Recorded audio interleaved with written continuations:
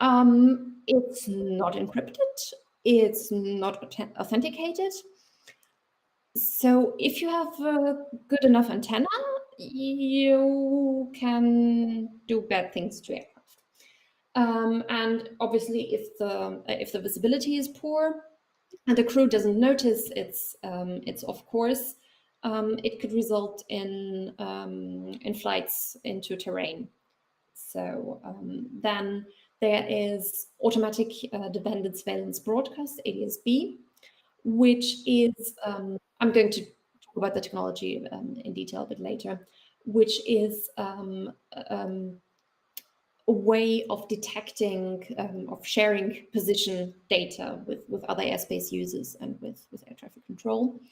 And it's used by air traffic control to know the position of aircraft and past movement history. And because the standard is from the 1960s, it's also not encrypted and it's not authenticated. Now, there are other ways, or primary radar, which is a standard radio waves that hits the aircraft and then is reflected back again. Is you can still do surveillance using that, but it will increase the workload of the air traffic management, and it doesn't work for very small vehicles such as UAVs. So that could result that aircraft become too close to each other if that's sufficiently detected.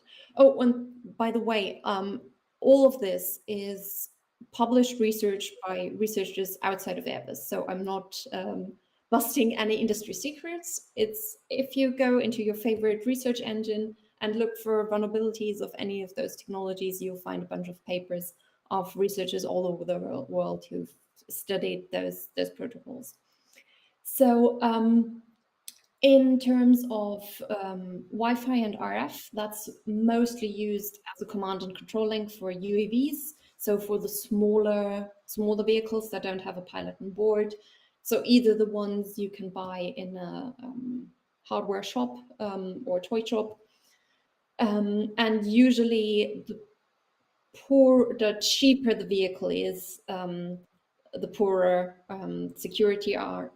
So if you buy a sort of low end for a few €100, it will likely not be encrypted, or if it is, using a very weak cipher or some proprietary implementation of Wi-Fi or RF, where there's not really a lot of research going on to really determine whether it's secure or not, because there's basically a proprietary implementation for every device, and it would just be too tedious for researchers to go through everything.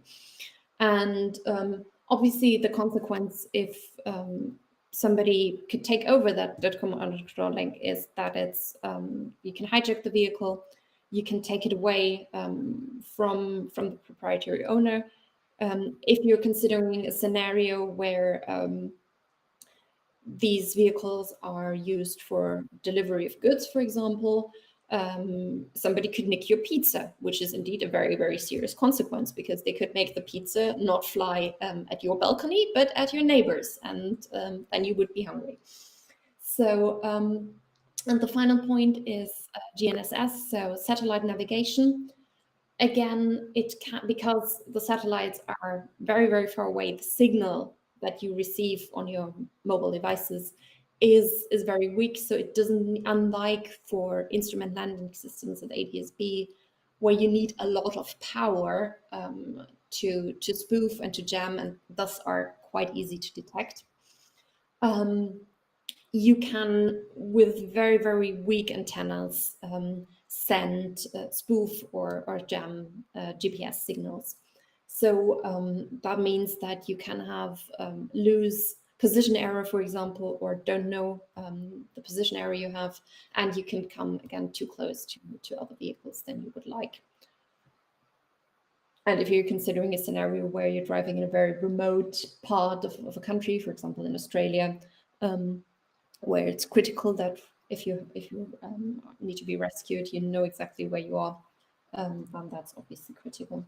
Now, going a bit more detail into the more obscure or protocols, all the protocols that you may not be so familiar with. So, like I said, ADS-B is used for traffic control and collision avoidance. It uses a certified position source based on satellite navigation, and a transmitter unit, as well as an optional receiving unit, either on a ground station, so at an air traffic control tower, or in other aircraft. So there are devices that can either send or receive, or both. So usually on smaller aircraft or on sailplanes, you would only use a transmitter, and on larger aircraft, you would have transmitter and receiver. So, like I said, the position is determined by a satellite system, and then it's periodically broadcast. So you get a ping with aircraft information of position, direction and heading, altitude, and an aircraft identifier, so you know which aircraft it is, so that you can directly talk to, I don't know, the Lufthansa aircraft that's flying, of course, or whatever, or that needs to change their position. So if we go back to the confidentiality, integrity, and availability measures I introduced earlier, in terms of integrity, it has a very poor performance. It's an open broadcast. There's no means of authentication. It's illegal to spoof ADS-B signals, but it's technically possible. In terms of confidentiality, again, it's an open broadcast with no encryption. And if you're familiar with the site Flight Radar 24 or similar, they use that technology, that ADS-B, with a distributed set of sensors all over the world to track aircraft. And again, availability can also be low. There are, I don't know of any practical uses or of any malicious uses, let's put it like that, where this vulnerability has been exploited, but the signals can be easily jammed. And there was a researcher a few years back who said that it's possible with about $200 worth of equipment with software-defined radios to do that. And again, in an additional measure, so in terms of authentication, so do I really know that this is a Lufthansa aircraft and not whatever? There are no authentication measures, so I can't really prove if that is really a Lufthansa plane or somebody having fun with a UAV and a transponder in the air, in controlled airspace.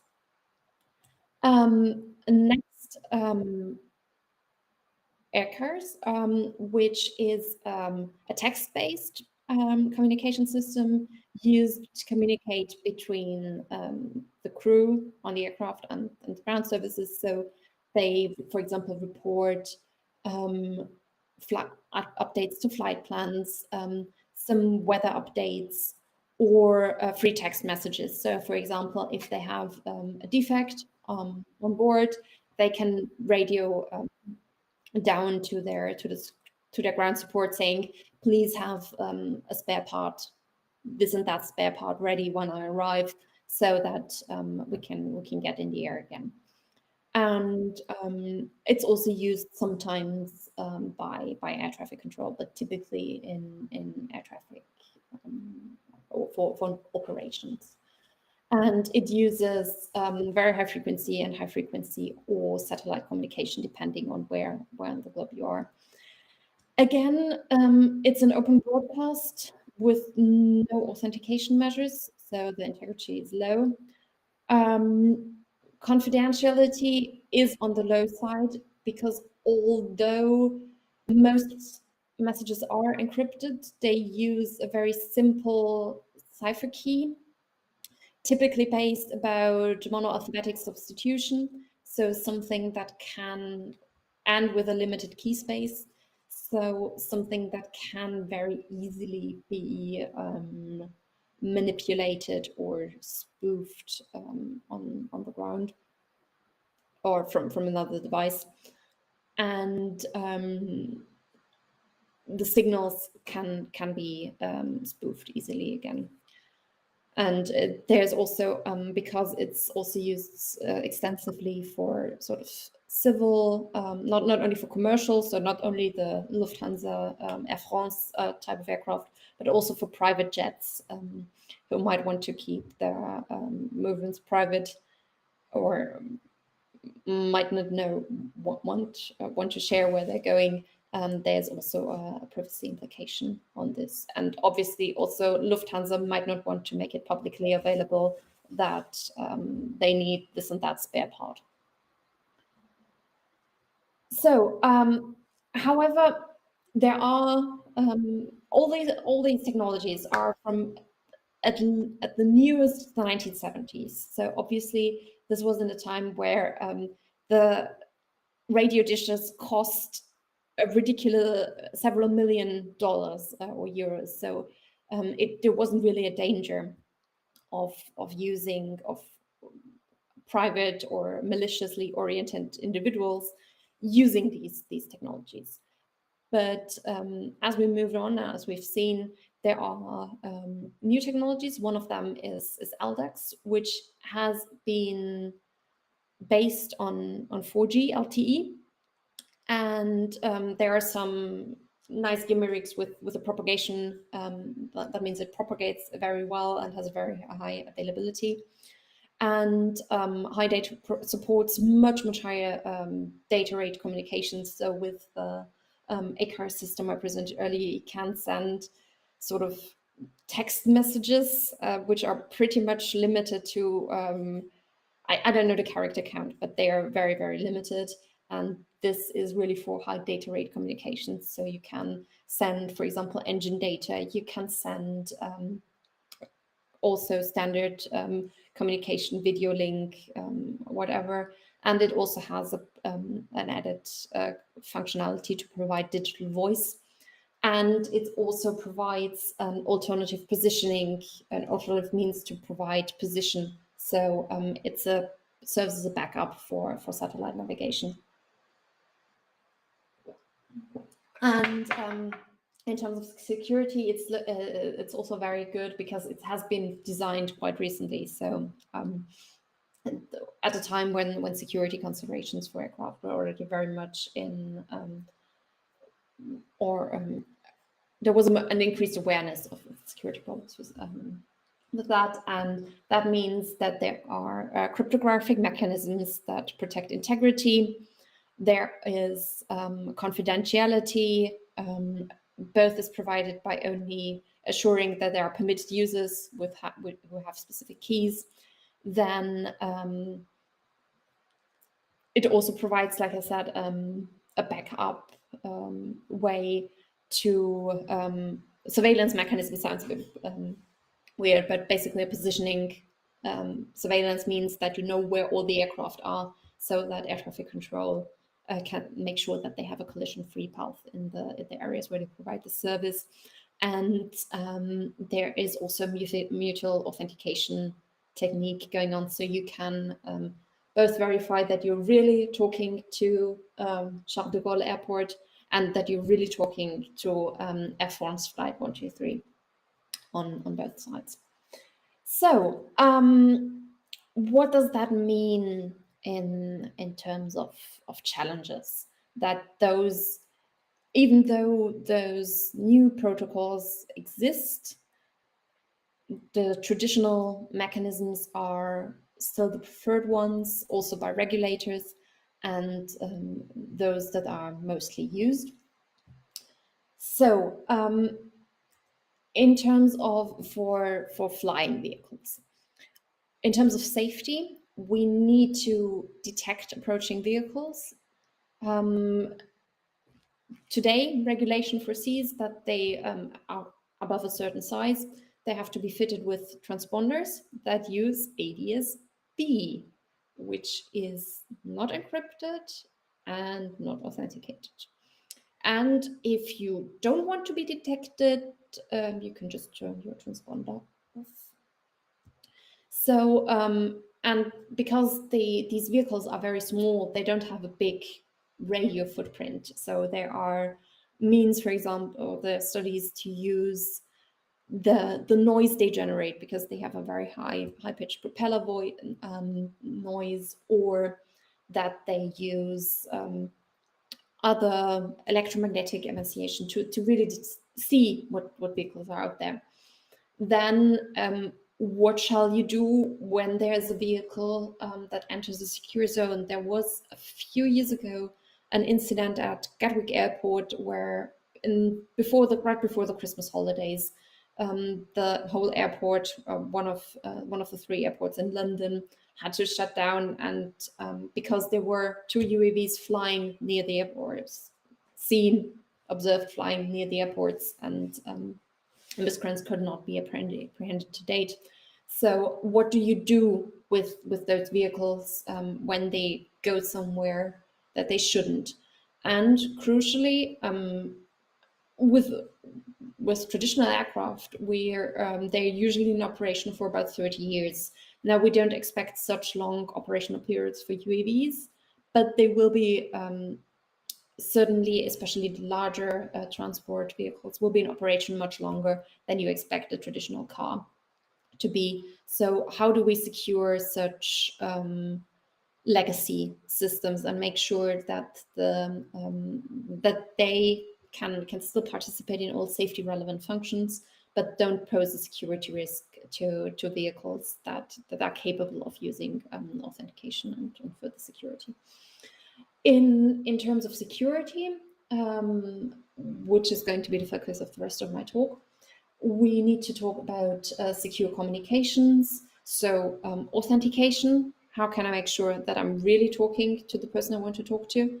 Communication channels, how do I make them secure? Also potentially against post-quantum attacks. And how can I detect jamming, spoofing, or any other tampering?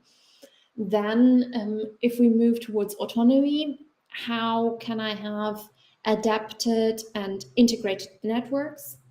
Because as I said, today's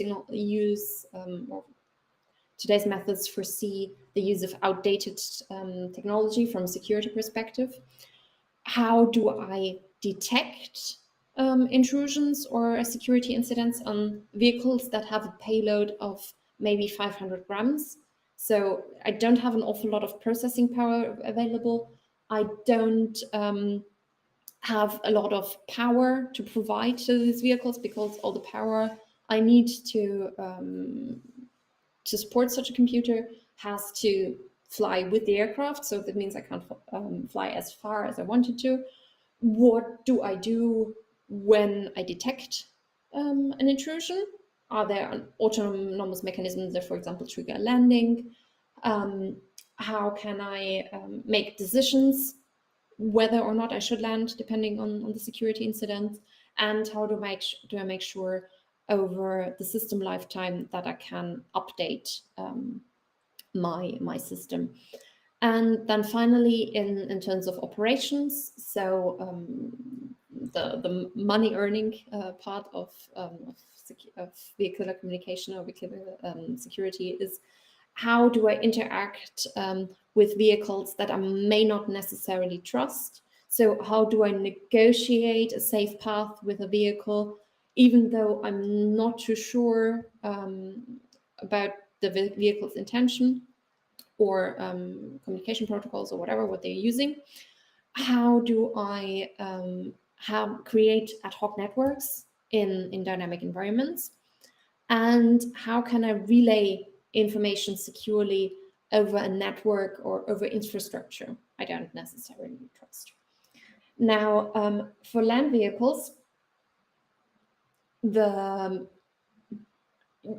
observe that actually the challenges are not so different. Of course, the protocols are different, and the time that you use to buy you usually buy a new car more often than you buy a new airplane.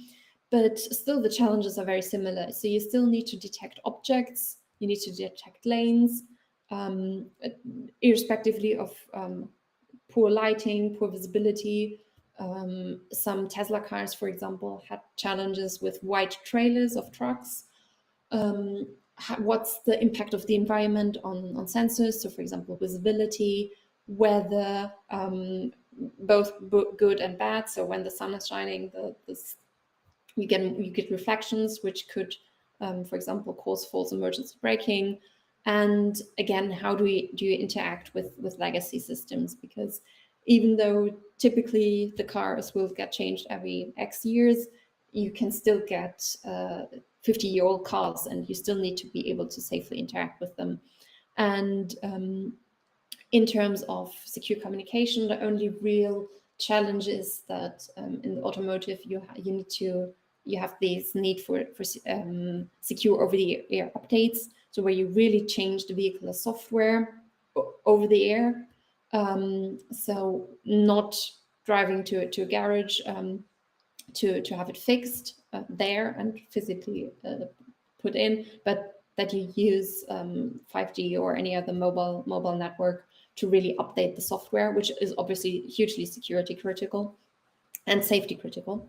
Then ultimately the same challenges that we have with autonomy, because we don't necessarily want to have our parents or grandparents be triggered with do you want to mitigate, to shut down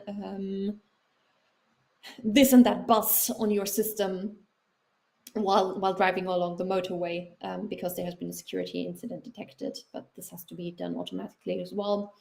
And again, you need to securely interact with the infrastructure if you have, for example, 5G networks, or if you're considering, in some German cities, there's now a trial on informing the vehicles that a traffic light is going to turn to red, so that they can adapt their speed accordingly, so they don't have to brake, and thus reduce emissions. So how do you do that safely and make sure they're not just random brakings? So in terms of that, after we've listed all those challenges, I'm now briefly going to talk about current research that my team and I are performing. So we have a Horizon Europe project called Concordia, where in one of the work packages, we're specifically looking at security for vehicular communication, with obviously for us a focus on security of UAVs. And there we have 3 use cases, very similar actually to what I've described in the beginning. So where you have secure and fast, where you have either an urban scenario, so with an emergency helicopter, with various vehicles flying around pizza delivery, and also a case where you have multiple vehicles collaborating to detect a wildfire and relay that information to mission control so that they can deploy their vehicles efficiently.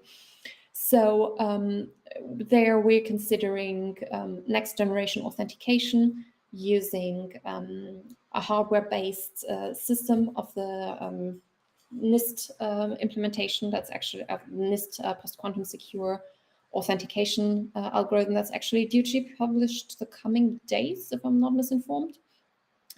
And we're also looking at trusted interaction. So how further decisions can be made on the basis of this trusted interaction.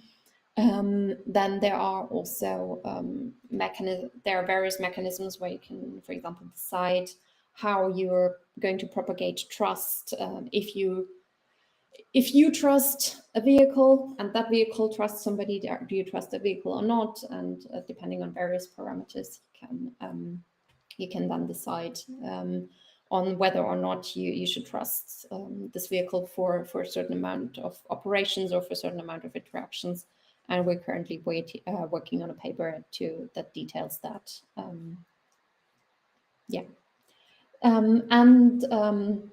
The third case is obviously networking. So how you can establish fast and reliable networking and also reconfigure your network, which is mostly relevant for land-based vehicles, actually, even though they're moving at different speeds and have different needs. So for example, you only have one 5G communication tower, but 5 vehicles want to stream Netflix in HD. One vehicle needs to warn that there is an obstacle ahead, and then there's an ambulance coming through who needs an emergency corridor. So how you prioritize, how you negotiate that, so that the critical messages have their the bandwidth that they need and the availability they need. So what do you need for that? In terms of basic communication, you need to detect approaching vehicles, like I said. You need to have a secure authentication between the vehicles and infrastructure. You need to have a reaction to failed authentication, and you need to ensure collaboration between authenticated airspace users. So for example, in a firefighting mission, a joint mission, formation flight, passing on clearances, etc. So yeah, I've already briefly went through that, but I obviously also want to acknowledge my collaborators at the universities and who do the programming here. And like I said, we're doing a hardware-based implementation, which is critical because it uses much less power and also can reduce weight on the aircraft by making sure that the complexity, that everything is done on a small device which weighs a few grams rather than a computer that needs to be carried. Then in terms of timing, the specific challenges are obviously timing. You have a very low size and footprint, and you need to have a low power. And yeah, like I said, we're planning to implement the current the resulting algorithm from the NIST competition. And in terms of trusted interaction and ad hoc networking, it's really about, if you want to do something together, if you have to collaborate or want to collaborate, how do you do that in a safe and secure manner? There are various research challenges in that. So how do you manage those policies? How do you monitor those policies? How do you enforce them dynamically?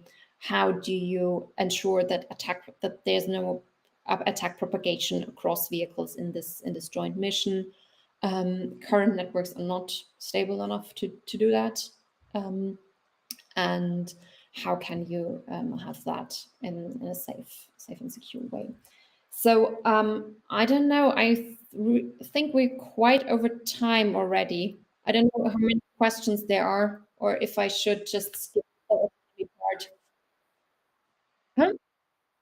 Okay.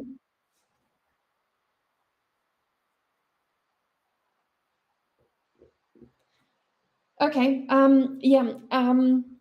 So in that case, I'm going to skip through all that. Basically, what I was the challenges, or what I was trying to say in these remaining slides is, as the more you increase autonomy of vehicles, the more challenges you have in terms of security, because you need to make sure that these methods, especially for flight and operation, are robust enough so that they can deal with external disturbances.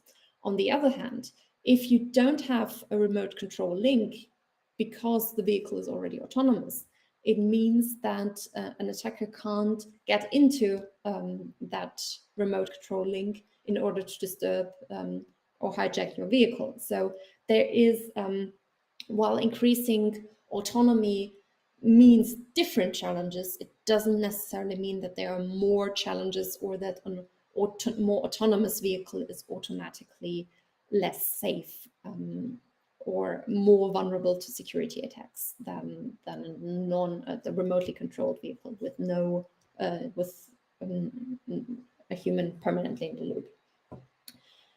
So to conclude, there are new uses of autonomy for vehicles and new opportunities that brings. Currently, the secure options exist, but they are not yet used widely for various reasons. One of them is they're not required by authorities. And while new risks emerge, such as the use of standard IT equipment, interconnected systems, and safety critical functions that require connectivity, there are also challenges and benefits of using more autonomy in vehicles. And with that, I'd like to conclude with a statement that if anything of that sounds interesting to you, we have a couple of open positions, so feel free to look at our website.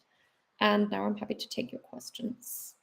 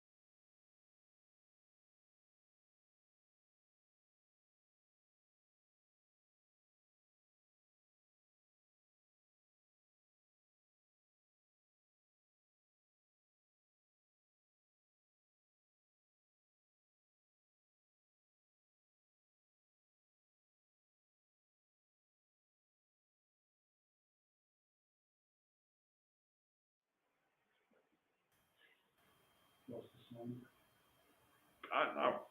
So, do you hear me? Yes, sorry, I was muted while I was trying to stop the screen share on the other device. Okay, perfect. So then let me pose the question again. So when you look at your CV, you did aviation and then I did hear your question. I was just but it was not in the stream, therefore I say it again. And you also did computer science, and it's a quite interesting mix. And so, how did you come to going into these directions? So I started with, or my aerospace degree was with designing avionic equipment. So really the computers on board aircraft. And as for my PhD, what I was looking into was really what do you, or the application wasn't a pure security application. So the application was when you detect a failure, however that failure might have been caused, what do you do then? Today, the approach is stick in a few more computers, use different people to program them, use different hardware, different programming languages, and hope that you don't have, not only pure hope, but and try to make sure that you don't have a common source of failure between all of those computers. And what we do in terms of networks is we just stick very many cables. I think on the A380 it's a couple of 100 kilometers of cable, which are obviously very heavy. And so my PhD was in how can I use that to all those cables in a more efficient way to provide more redundancy than I would have by just using, okay, that link is broken, so I'm not using this entire network anymore. And with that, I just came into security research, and then was lucky enough that this is now a prospering research area, not just some obscure way to keep one researcher occupied, but that it's being increasingly recognized by industry that this is an important area where you have to fund. Okay. Very good. And do we have questions in the audience that is physically here? Yes. If you want to be on screen, you can come here and ask it. It's also the best sound. Okay, this is a simple question, really, but you may have some comment on it. So you may have seen in the news some concern that American military exercises in the United States sometimes involve jamming the GPS, and as a result of that, pilots are kind of getting themselves a bit lost because they aren't used to using the old systems that they used to use for navigation. They rely on GPS and they aren't expecting it to turn off. So I don't know if you've come across that or have any comments on that. And I suppose the second question would be about encrypted communications between planes and ground control. And I think in a lot of cases, aircraft need to talk to each other in the air so that pilots are aware of what's going on behind and in front of them as they cross the Atlantic, that sort of thing. So how would that be handled in an encrypted system? Just two simple questions, probably say more about my ignorance, but hopefully they provoke some answer. Thank you. So for the first question, there are typically considerations that also occur in the US, yes, because they tend to use that, or also, or for example, there was an idea to do a GPS jamming around the White House, and then they realized, hang on, we have 2 airports in the vicinity. Perhaps that's not such a good idea. So yes, obviously it's something that needs to be considered, and in terms of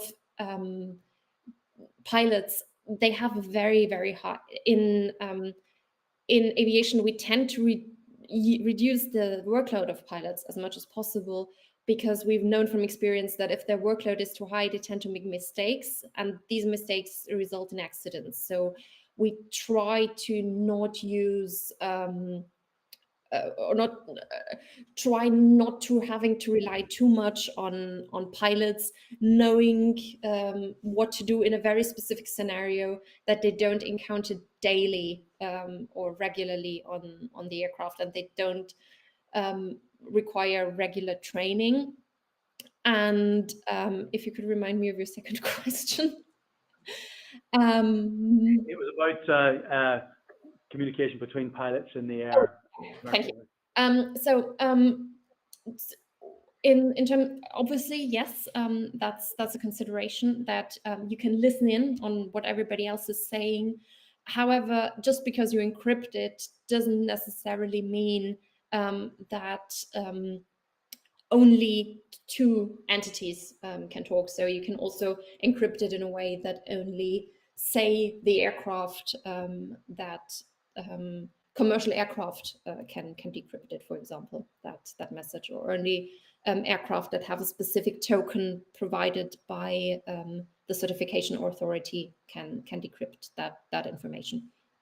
So that's not precluded by any encryption or confidentiality mechanisms necessarily. But of course, it has to be considered. Very good. Do we have more questions here? So you can still think a little bit about it, and I hand over to Ken, or whoever is starting. Alex is starting. Yeah. Okay, so Alex is starting. So Alex, I hand over to you for the question. Okay, thank you, Mark Oliver, and thank you, Cora, for this brilliant presentation. I will go through the more general questions first, and then I will give the hand to Erkin. So first question was, how much of the cost of an aircraft is dedicated to cybersecurity?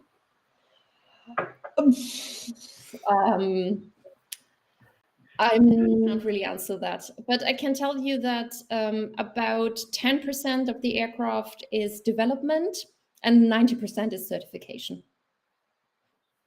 Okay. So there were other questions I will have to... Yeah, okay. So the second one is about airlines companies. Are the airlines willing to pay for security? How do you convince them?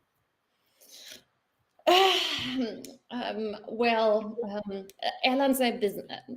It's a business, and with every business, you have to work hard to convince them to spend money on anything.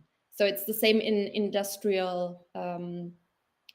In any industrial application, why should your company invest in encryption for your for your software or for your PCs that you take home to work with.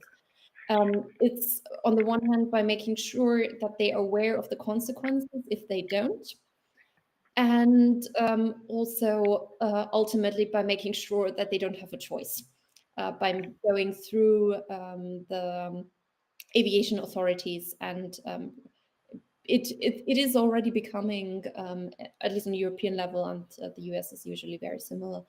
It's becoming a requirement that that the processes are followed to ensure cyber resilience on the aircraft, and as time moves on, it will be the regulation that drives it, rather than really going to every individual airline and saying you are losing XY amount of money from cyber attacks. Okay, and so that leads to another question. What were the biggest attacks to aircraft's communication you can tell about? Can you repeat the last? What were the biggest attacks to aircraft's communication you can tell about, you can speak about? Oh, like I said, I'm not aware that any of these or any of these vulnerabilities have been exploited to date. Okay. And so, yeah.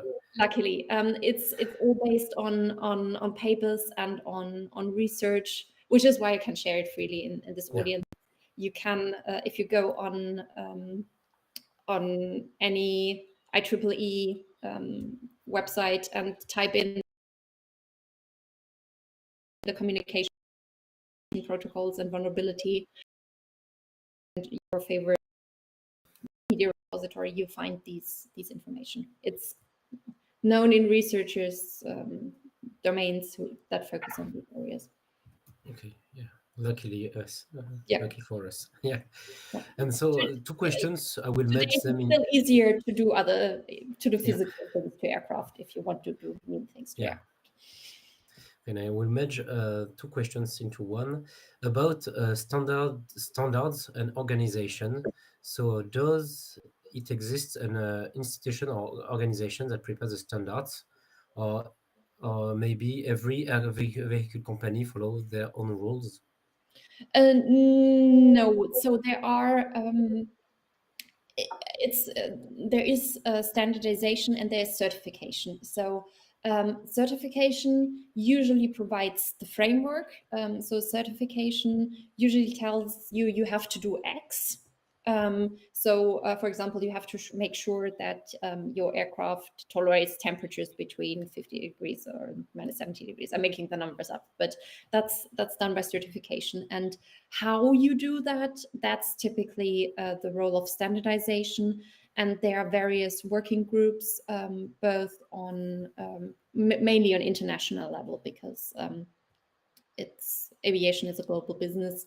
So there are working groups. For example, ARINC is for aeronautical communication standards, and there are certification is the European Aviation Safety Agency, and there are also UN bodies for both for vehicles and for cars and for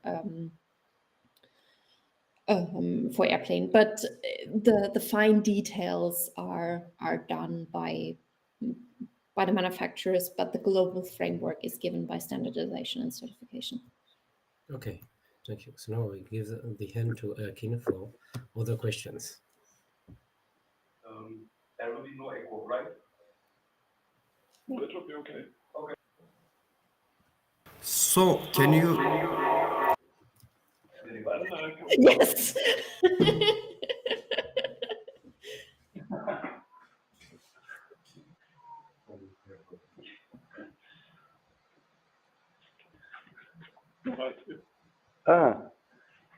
Yeah, sure. Okay, perfect. So, Dr. Perner, can you hear me? Yes. Okay, I am the one with the green shirt in front. I will forward some audience questions to you. But before that, I would like to ask my question. Let's start with that, and then we will move to others. You already started with this airlines. I wanted to ask what kind of role they have for the security, and if they have a huge role, which airlines we should stay away from? Maybe you can recommend some. Well, in terms of security, basically the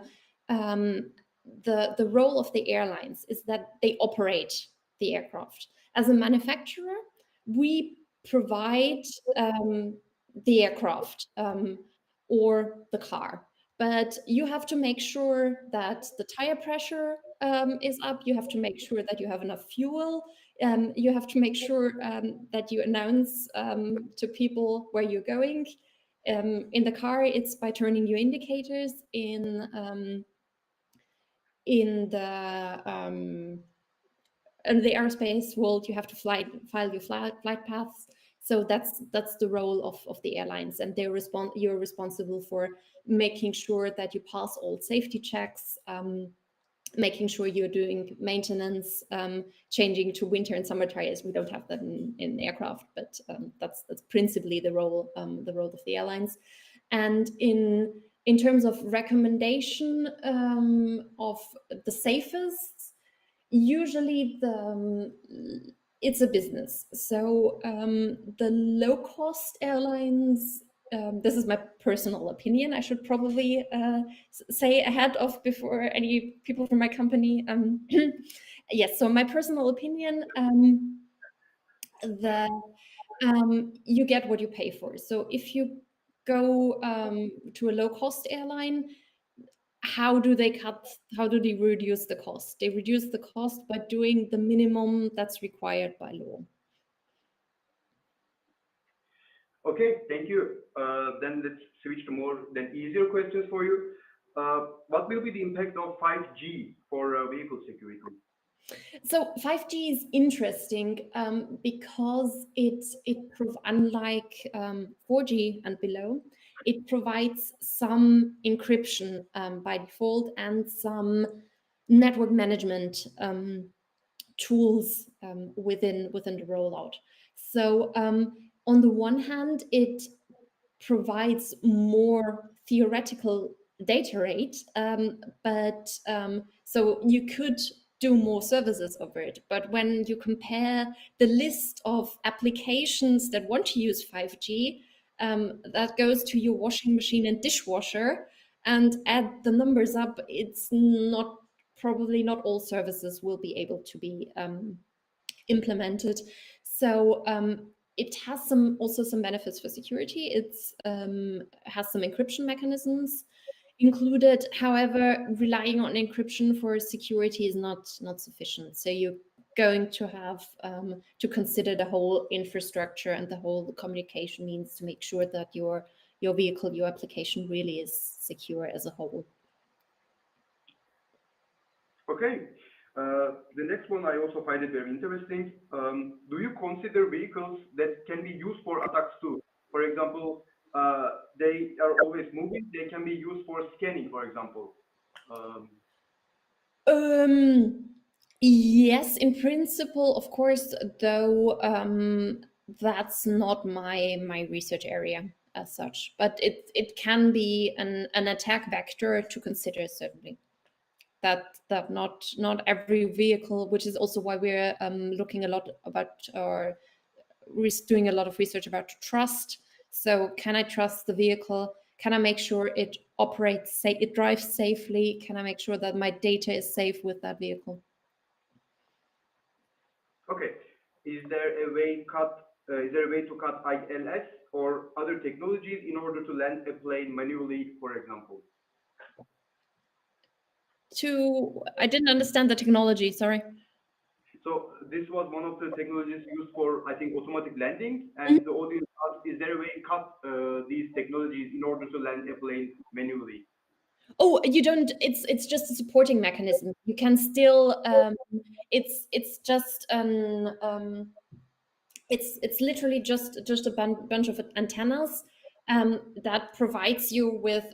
It's a dial about that size that provides you with a cross of the aircraft, and either it shows you as being above. Yeah, sorry.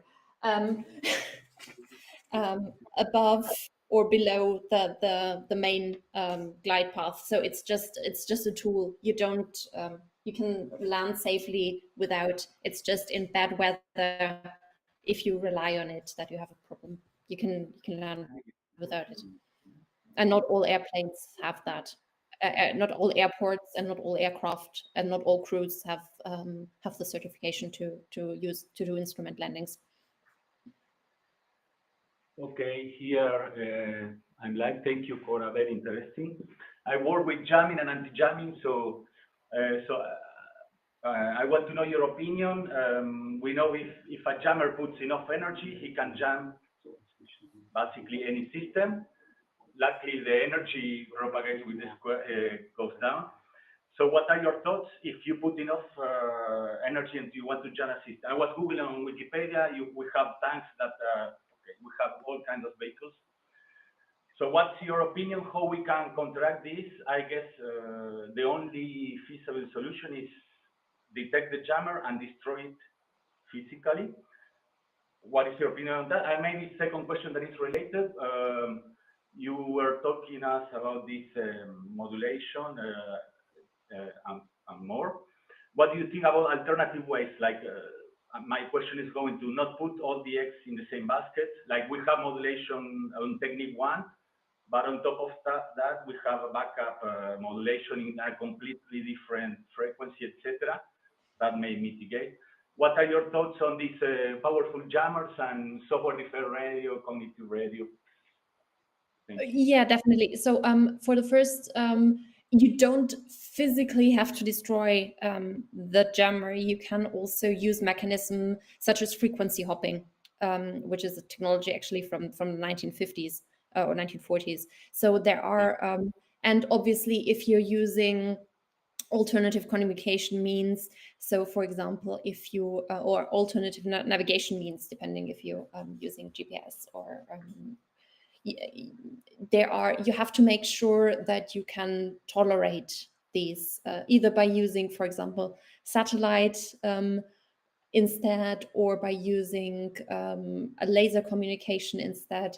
So there are means to mitigate jamming and spoofing other than physically destroying the jammer.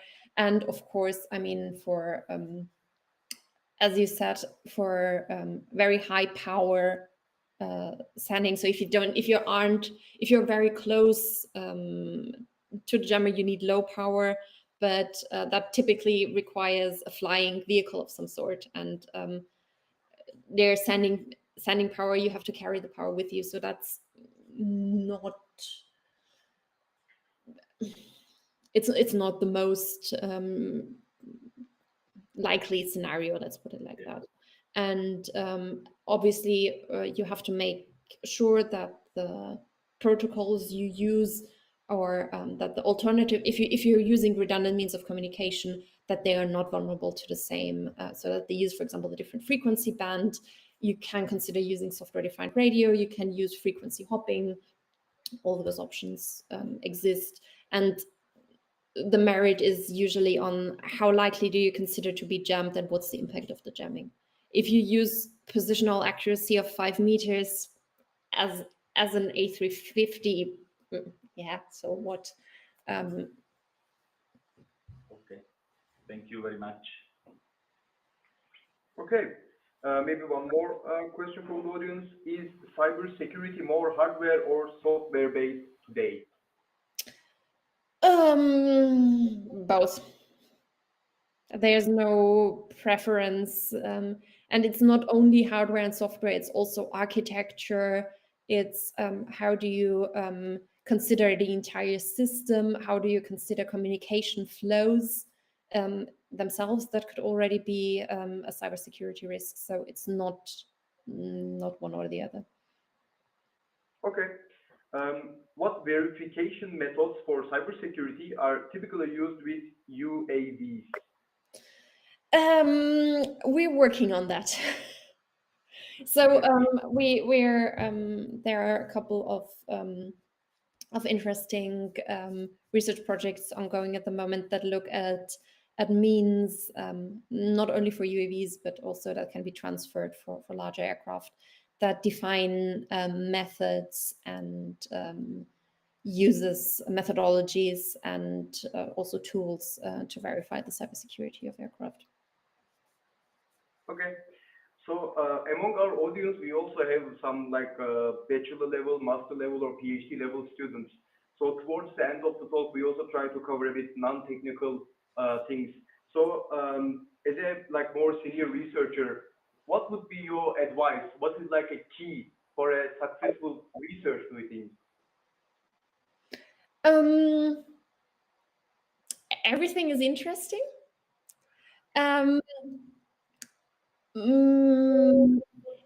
Try to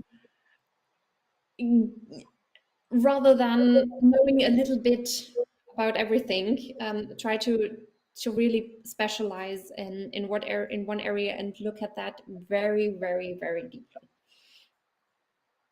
Okay. And next question, maybe a follow-up would be, how do you recommend to keep the work-life balance? I mean, there are many papers to read. There are, always events, activities, conferences to attend. Sometimes, maybe PhD students can get lost in this hectic environment. Any recommendations or comments on that to keep the work-life balance and have a sane? Be aware of your needs. Listen to your body. Thank you.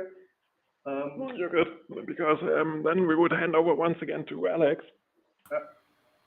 Yeah, okay, thank you. For a few questions again. So there is lots of technical questions, but maybe we will not have the time to go through each one of them. But one question was about the redundancy in cybersecurity systems in vehicles. So is there any redundancy security systems in order to enhance the resiliency? So typically, what we do is, or a lot of the mechanisms that we use in order to have redundancy in the functional architecture, or in the a lot of those mechanisms also provide redundancy in cybersecurity. But obviously, you have to make sure when you design your cybersecurity mechanism or system that cybersecurity mechanism system doesn't itself become the single cause of failure. So you need to obviously the same design principles that you apply to the functional parts, you also need to apply to the cybersecurity parts. And in addition, make sure that by attacking your cybersecurity system, which is what every sensible attacker will do first, you don't compromise the functionality of the system. Okay. And so is the communication always over ground relays, or is there any vehicle-to-vehicle communication between aircrafts? Why and how? So there is vehicle-to-vehicle communication.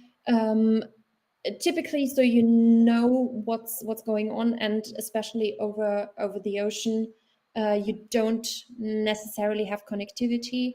So when, for example, air traffic control loses the communication link with an aircraft over the Atlantic, they do something like a daisy chain where each aircraft radios the aircraft ahead to see if it's just their satellite terminal that has failed. That happens. It's not a problem.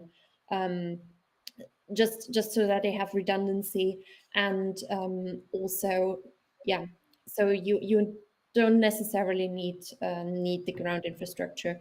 And also for some, for example, for collision avoidance, you don't have that much time. So you don't want to go aircraft, ground, aircraft, but you want to have these negotiations aircraft to aircraft directly to make sure that not both aircraft turn in the same way to avoid a collision. So for example, that not one aircraft climbs and the other descends, and not both climb or both descend. And if you have that, is it less secure? Is the same security applied? Also, when you're thinking about ground to air, so are there differences? Is it the same protocols that are used? Sometimes yes, sometimes no. It depends. on the communication, and also on the propagation characteristics of the frequency ultimately. So for ground to air, you typically use longer wave communication, and for the vehicle to vehicle, you can use shorter wave because you don't need the ranges. Okay, and so final question from me. Sorry. When you compare UAV and autonomous car security, which one is more complex and why? I don't think they're more complex. They're complex in a different. They have different complexities. I don't think that one is necessarily more complex than the other. Typically for cars, obviously, because you have occupants, you need more robust safety protocols. But if you have autonomous taxi aircraft, autonomous taxi helicopters, the considerations are the same. But obviously, if you have a vehicle, a UAV that flies over a woodland, you don't care as much if there is a crash versus if it's an occupied car. But in security, I would say they are equally complex, but just differently. Okay. Well, thank you again for your answers, and back to you, Macaulay. Okay, thank you very much. Do we have another question locally? Do you have another question? If not, also fine for me. Yeah, I'm fine. Okay, good. Because I will just turn. So let's see TV again. Very good. I see your tie, but okay. Which one? It's okay. It's okay. Okay, very good, very good, very good.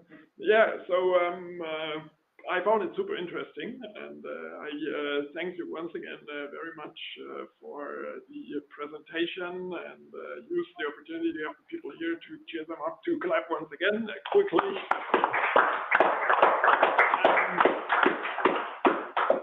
Yeah, for those people being present in Budapest, we are going now to a boat tour, even though the weather is for the only day of the week not so optimal.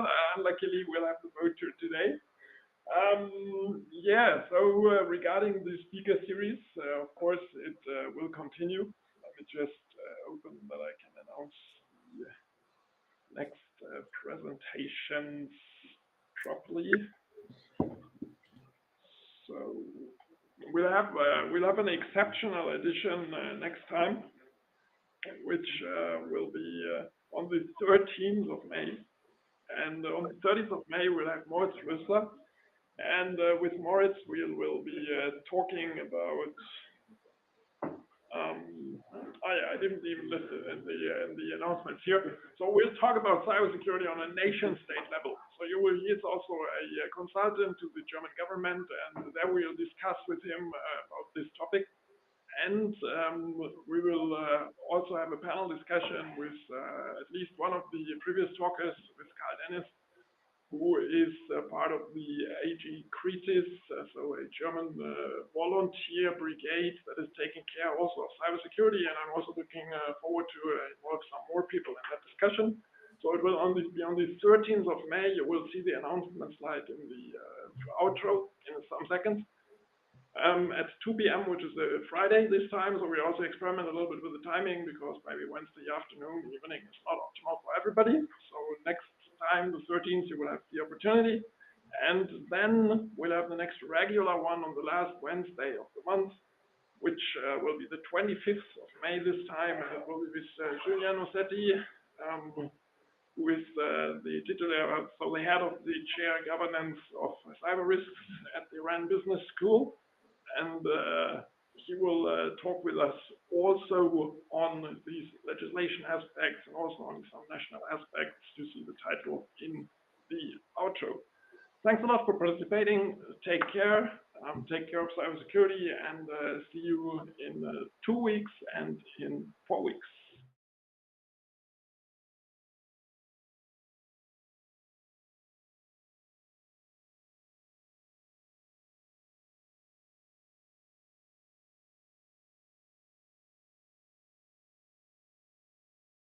Cher CyberCNI, pôle d'excellence région Bretagne.